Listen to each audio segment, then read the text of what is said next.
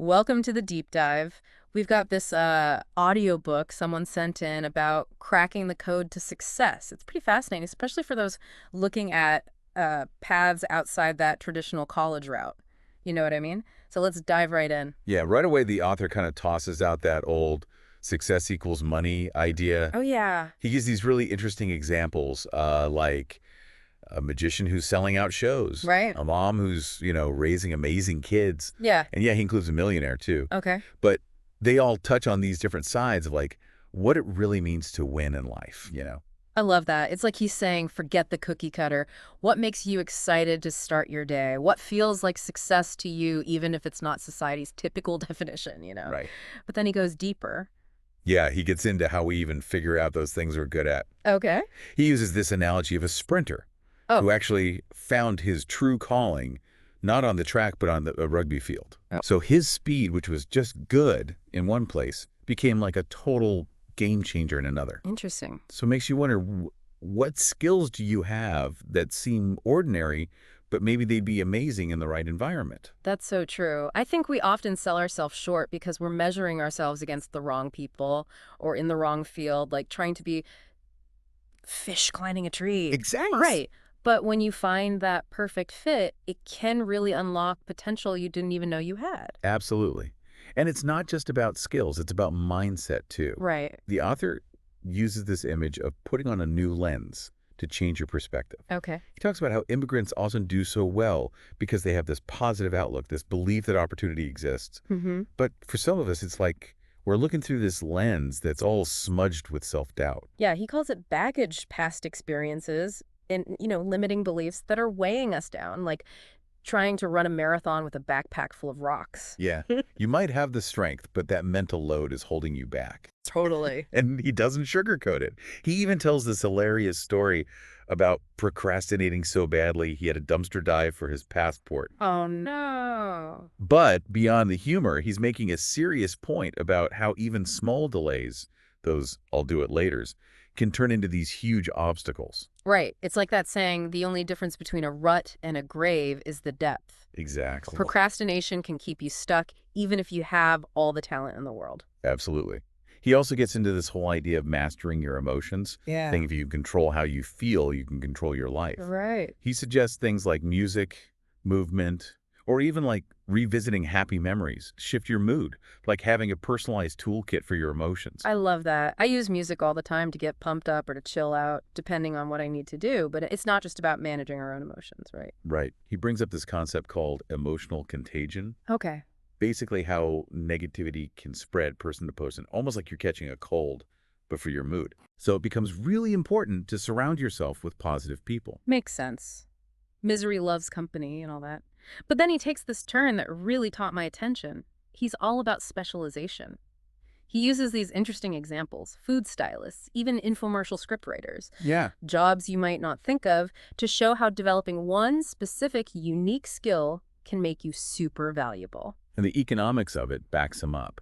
Remember supply and demand.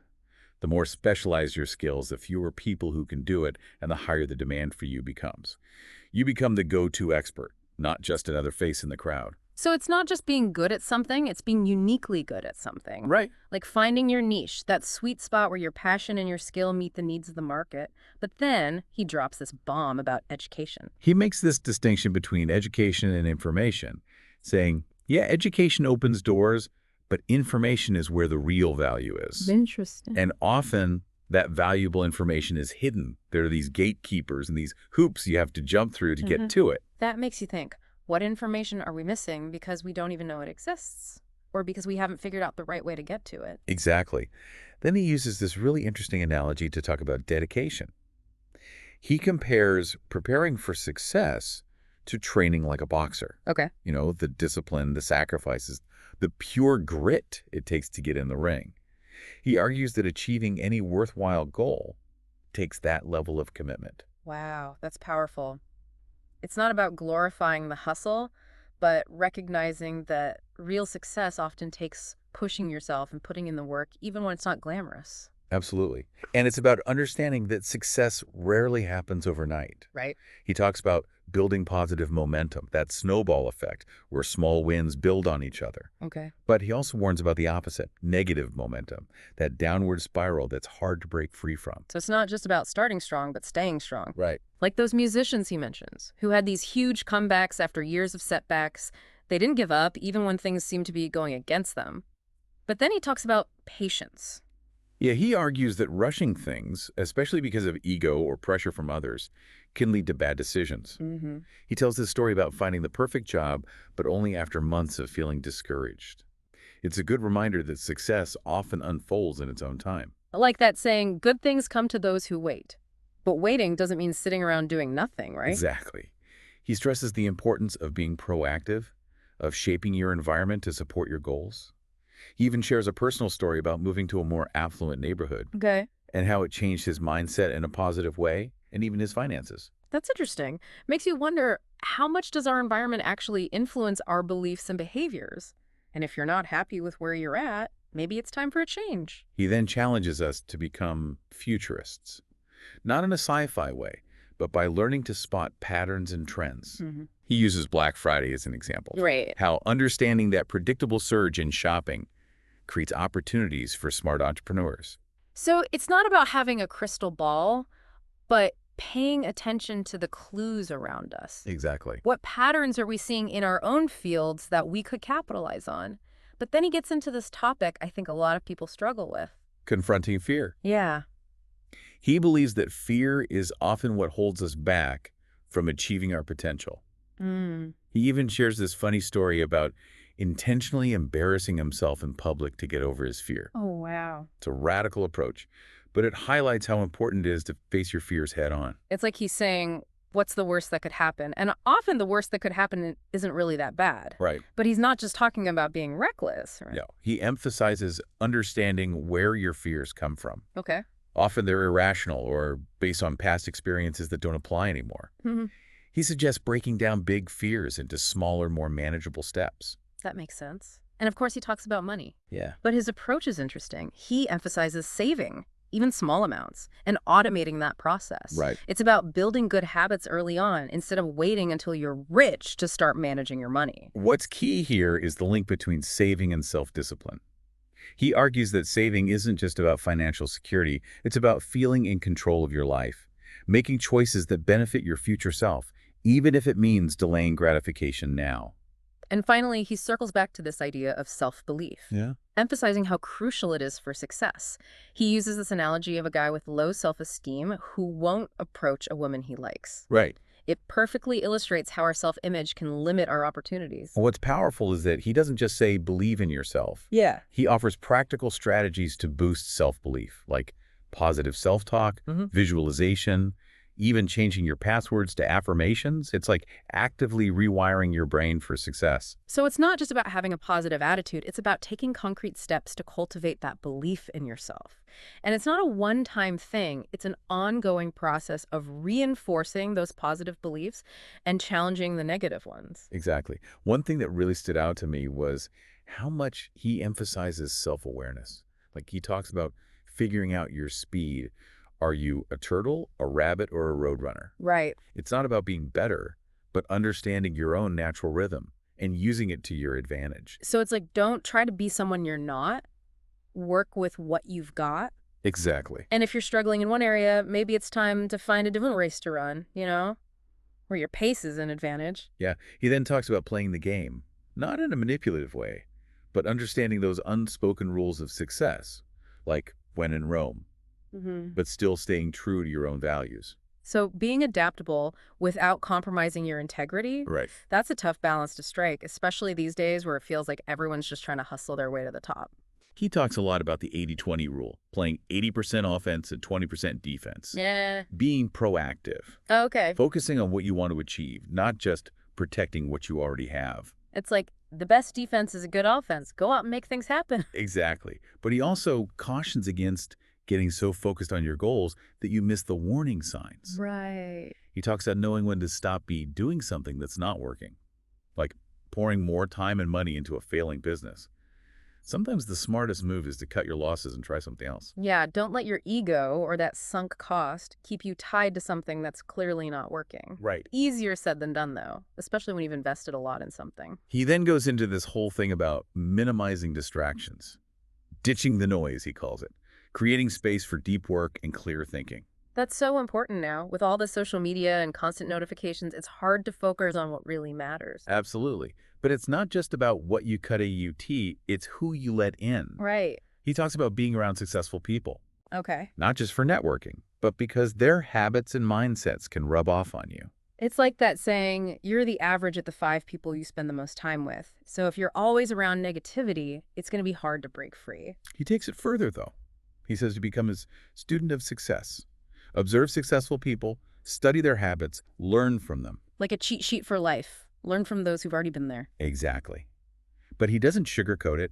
Success often takes hard work. Right. He compares it to a boxer training for a fight. The discipline, the sacrifices. It's not about glorifying the struggle, but recognizing that achieving anything meaningful takes effort. I think that's something a lot of people need to hear. With all these get-rich-quick schemes out there, it's easy to forget that real success often takes time and dedication. And he reminds us that it's not a solo sport. We all need support, mentors along the way, like having a coach in your corner helping you see your blind spots, pushing you to be your best. Oh, and celebrating your wins, too. Exactly. He also talks about risk-taking, but not in a reckless way. Okay. He encourages calculated risks where the potential reward is worth it. And D, it aligns with your goals. So strategic risks, not just impulsive leaps. Right. He talks about traps, opportunities that look tempting, but can lead to setbacks. It's a reminder to be smart and think things through before jumping into anything that seems too good to be true. Don't get blinded by the shiny objects. Exactly. Choose your battles wisely. He then talks about the importance of hope. Not just wishful thinking, but that belief that things can get better, that your dreams are achievable. It's the fuel that keeps you going when things are tough. Like that saying, hope springs eternal. It's the spark that keeps you moving forward.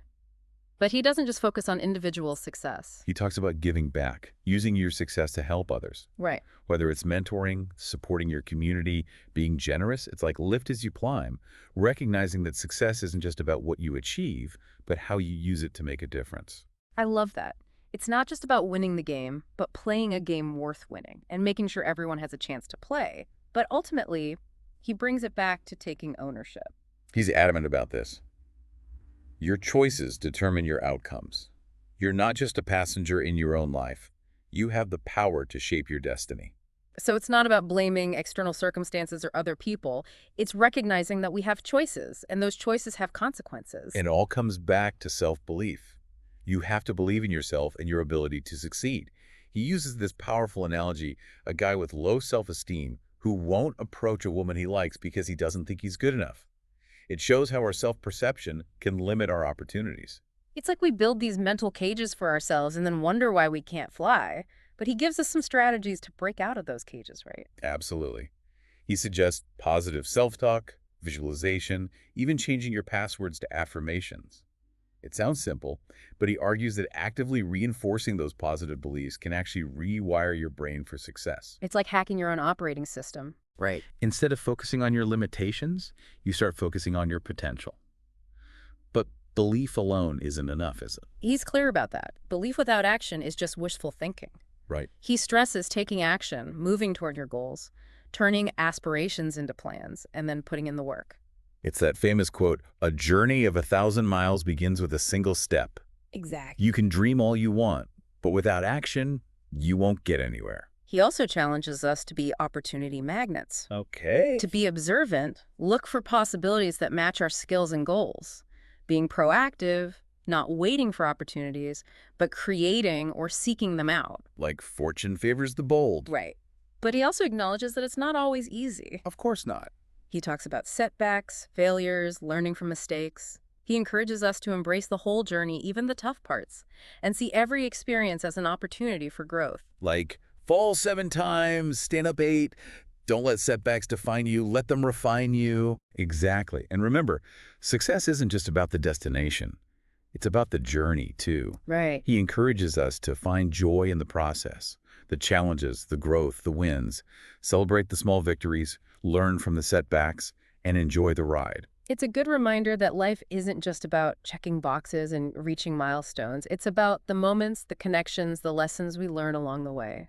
Yeah, it's like he's saying, enjoy the process, not just focus on the end goal. But there's this kind of urgency too, right? Like it's never too late to change course. Yeah, that's what I felt too. He leaves us with this idea that the show isn't over. You Mm. can always rewrite your story, decide what success really means for you, and create a life that feels right. I love that. Like, don't let society write your story for you. You're in control, you know. But how do we even start to do that when there's so much pressure to fit in? He challenges us to question those expectations, to redefine success. So it's not just about money or status. Right. It's about finding happiness in what you're passionate about, making a positive impact, living a life that feels true to you. So it's not just about external markers of success, but that internal sense of fulfillment. Exactly. And he reminds us that it's not a solo journey. We all need support, guidance, inspiration. He talks about mentors, being around positive people, learning from those who've already achieved what you want. It's like building your own personal team of advisors. Right. People who can give you different perspectives, push you to grow, and celebrate your wins with you. But it all comes back to one thing, doesn't it? Yeah, what's that? He really emphasizes this. Success is an inside job. Okay. It begins with you, your mindset, your beliefs. Cultivating that belief in yourself, having a vision for the future, and finding the courage to go after your dreams. So it's not just positive thinking, it's about realizing we have the power to shape our own lives. Exactly. We're not victims of circumstance. We have choices, and those choices will determine where we end up. As we wrap up this deep dive, I want to leave you with this question. What's one belief, one action, even one decision you can make today to move you closer to your own version of success? That's a great question. We hope this deep dive has sparked some ideas, some inspiration, maybe even some hope. Remember, the show isn't over. Keep learning, keep growing, and keep chasing those dreams. And keep diving deep into the knowledge that can help you get there. Until next time, remember, success is yours to define.